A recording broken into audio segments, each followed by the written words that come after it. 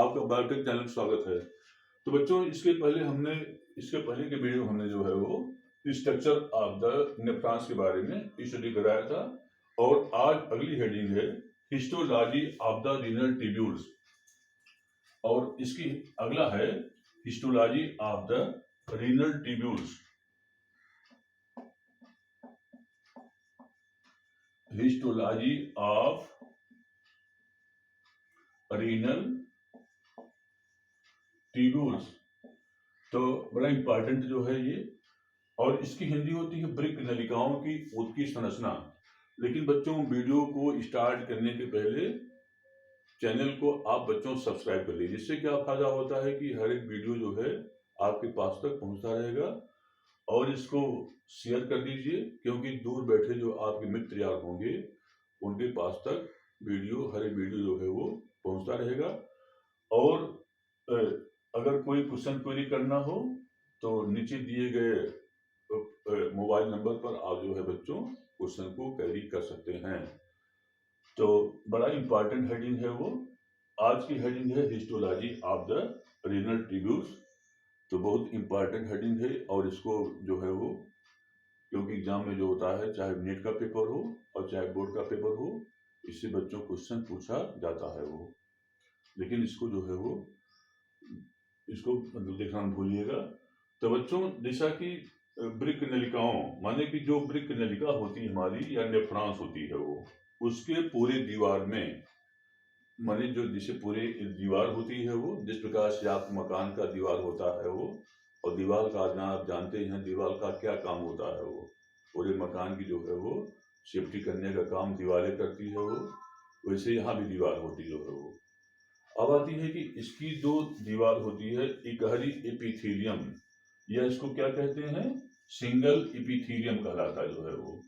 Epithelium और epithelium जो होती है ये आउटर कवरिंग होती है वो एपिथेलियम, और इसके बाहर जो होता है महीन बेसमेंट मेम्ब्रेन होता जो है वो, और बेसमेंट मेम्ब्रेन का आवरण होता है वो।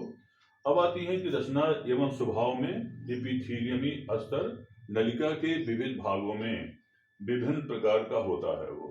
अब आती है कि यह जिसे मान लीजिए नेक पोर्शन होता है, तो नेक पोर्शन में कैसा होता है कि ए एपिथेलियम जो होती है सीलिएटेड होती है वो। तो बड़ा इंपॉर्टेंट पॉइंट होता है कि माने कि इस पे क्या होता है कि जो एपिथेलियम लेयर होती है उस पर क्या होता है कि ऐसा सीलिया बना होता है, सीलिया पाया जाता है वो। और इस सीलिया क्या काम करता है कि यूरिन को एक ही ओर जो होता है बच्चों ये पास होने में ये हेल्प करता है, जिससे कि हमको प्रॉब्लम ना होने पाए जो है वो, और यूरिन जो है लगातार आगे वो बढ़ता रहे। क्योंकि यूरिन अगर रुक गया तो समझिए कि डॉक्टर के पास डेली जाना पड़ेगा और हमको लगातार प्रॉब्लम होती रहेगी। अच्छा, अब आती है कि इसमें क्या होता है समीपस्थ कुंडलित नलिका में एपिथेलियम जो कोशिकाएं होती हैं ये तो घनाकार होती हैं और उंगली नुमा समान पार्श्व प्रवर्तकों द्वारा परस्पर जो होती हैं ठसी या इंटरडिजिटेट होती जो है वो ठसी होती हैं। माइक्रोबिलाई की प्रचुरता के कारण इनके स्वतंत्र छोर जो होता है वह ब्रश बार्डर होती हैं, ब्रश बार्डर होती जो है वो, या ब्रश सदृश होती हैं वो। और एक कोशिकाएं जो होती हैं वह एब्जॉर्प्टिव माने क्या मतलब अवशोषी प्रवृत्ति की होती हैं, या क्या होती हैं एब्जॉर्प्टिव प्रकृति की होती हैं वो, एब्जॉर्प्टिव या अवशोषी प्रवृत्ति की होती है वो। अब आती है हेनले के लूप की जो डिसेंडिंग माने भुजा में एपिथेलियम चपटी सल्की कोशिकाओं के बने होने के कारण जो होता है बच्चों ये महीन होती है वो, और इन कोशिकाओं में सूक्ष्मांकुर माने माइक्रोबिलाई जो होता है सूक्ष्मांकुर बहुत कम होते हैं। अब आती हेनले के लूप की जो डिसेंडिंग भुजा होती है उसके समीप सक्रिय खंड की दीवार रचना में अवरोही भुजा की दीवार जैसी ही होती है वो। अब आती है लूप की आरोही भुजा के जो मोटे खंड होते हैं, और दूरस्थ कुंडित नलिका में एपिथेलियम जो होती है वह समीपस्थ कुंडित नलिका की भांत घनाकार और पार्श्व प्रवर्धकों द्वारा परस्पर ठसी कोशिकाओं की बनी होती है वो। और किंतु इन कोशिकाओं में सूक्ष्मांकुर की मात्रा बच्चों जो होता है क्या होते हैं वो बहुत कम होते हैं वो। तो ये रहा histological structure of the nephrons रहा जो है वो। अब होती है अगली हेडिंग होती है kinds of the nephrons. Next heading आता है काइंड्स ऑफ नेफ्रॉन्स।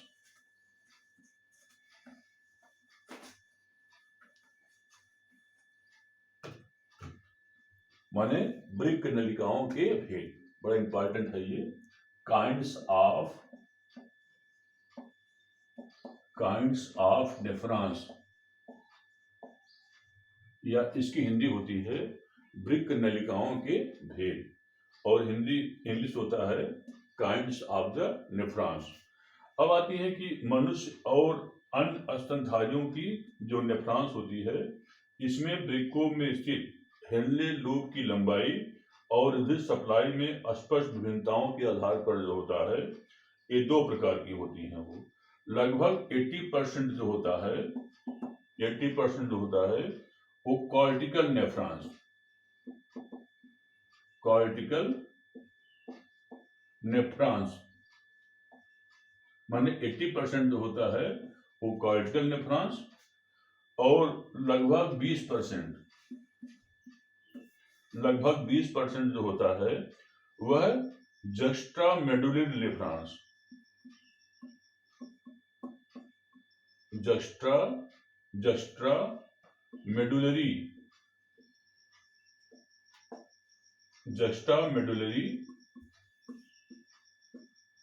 नेफ्रॉन्स माने 80% बच्चों जो होता है वह कॉर्टिकल नेफ्रॉन्स और 20% जो होता है जस्ट्रा मेडुलरी नेफ्रॉन्स। अब आती है कि जो कॉर्टिकल नेफ्रॉन्स होती हैं यह अपेक्षाकृत बच्चों क्या होती हैं वो छोटी होती जो है वो। अब आती है इनके बोमेन कैप्सूल वृक्कों की सतह के काफी जो होता है वो निकट होते हैं जो है वो माने कॉर्टिकल नेफ्रॉन्स में जो है वो। अब इसके अलावा इनके हिलने के लूप काफी छोटे और वृक्कों के मिडली पार्ट में जो है वो कुछ ही दूरी तक फैले होते हैं वो।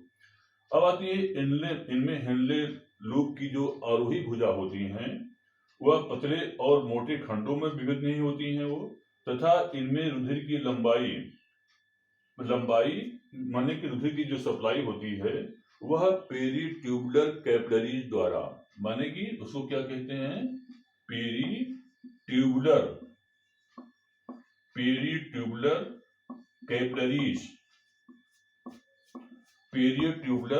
कैपिलरी द्वारा होती हैं वो।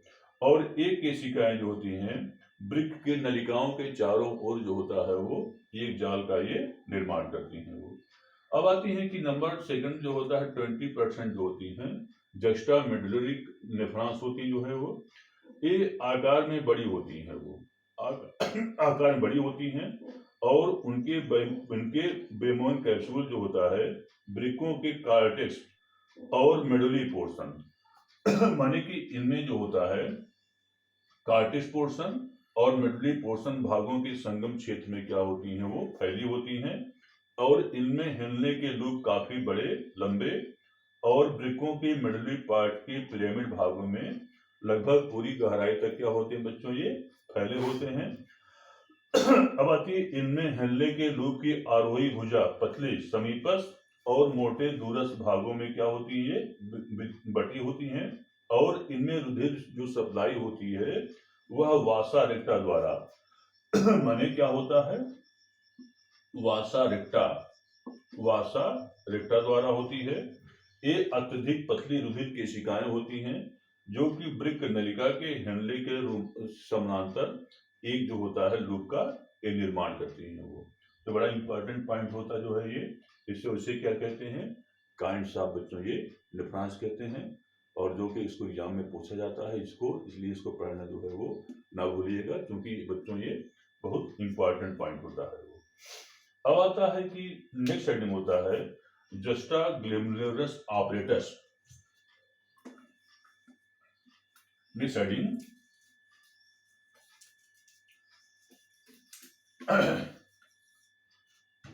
जस्ट्रा ग्लैमेरुलस ऑपरेटस, जस्ट्रा ग्लोमेरुलर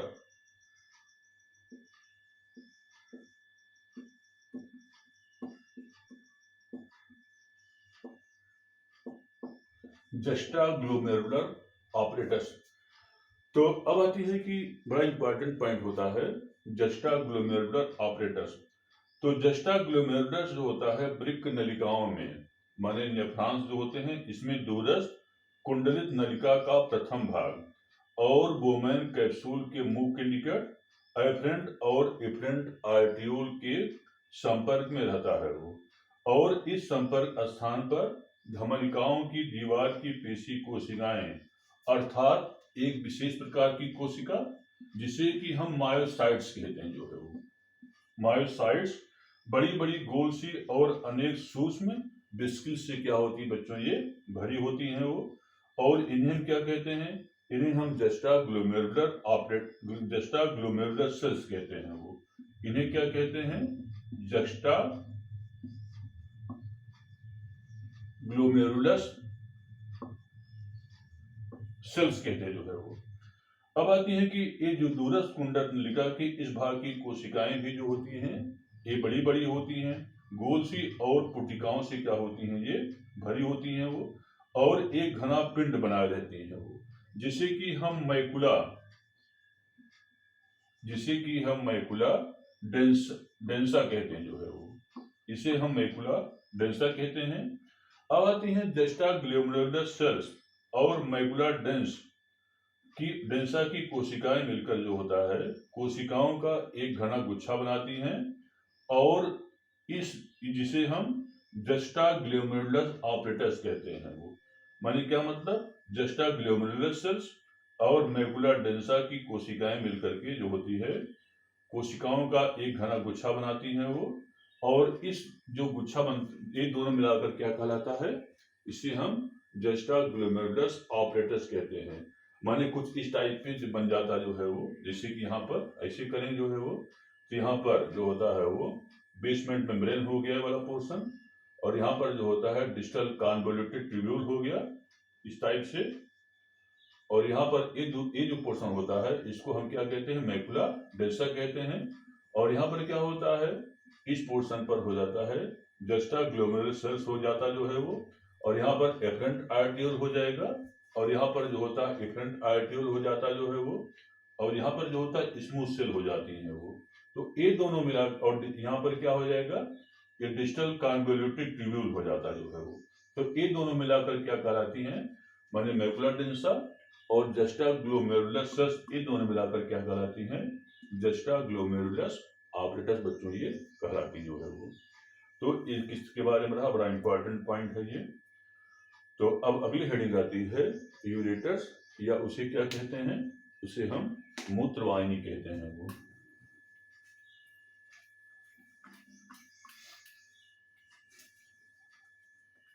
नेक्स्ट हेडिंग होता है यूरेटस, या उसे क्या कहते हैं, मूत्रवाहिनी। यूरेटस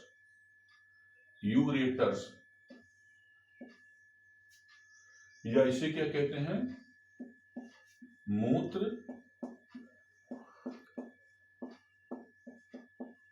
मूत्रवाहिनियां, और हिंदी होता है मूत्रवाहिनियां, और इंग्लिश में क्या होता है, यूरेटस कहते हैं वो। अब आती है प्रत्येक किडनी से एक मूत्रवाहिनी जो होता है, मूत्र को हमारी उदर गुहा के सबसे निचले भाग अर्थात जो होता है पेल्विक कैविटी में स्थित यूरिनरी ब्लैडर, माने एक होती है, उसे क्या कहते हैं, यूरिनरी ब्लैडर कहते हैं वो। यूरिनरी ब्लैडर या क्या कहलाता है, ये मूत्राशय कहलाता है वो। तो मूत्राशय में पहुंचाती है वो, और मूत्राशय एक थैली होती है जो कि यूरिन का क्या करती है, वो स्टोर करती जो है वो। अब आती है मूत्रवाहिनी की संख्या 2 होती है वो, एक दायां मूत्रवाहिनी राइट यूरेटस, और सेकंड बच्चों क्या होता है वो लेफ्ट यूरेटस, माने 2 भागों में बटी होती है वो, राइट यूरेटस, और ये क्या होती है वो लेफ्ट यूरेटस होती है वो। अब आती है कि इसमें क्या होता है, जो मूत्रवाहिनियां होती है वो, इसकी जो लंबाई होती है वो 25 से 30 सेंटीमीटर लंबी होती है वो, माने 25 to 30 सेंटीमीटर लंबी होती है, और चौड़ाई जो होती है 1.5 सेंटीमीटर होती है वो। बच्चों हाथ तक इतना पर्याप्त है वो, सिलाई करोगे। धन्यवाद।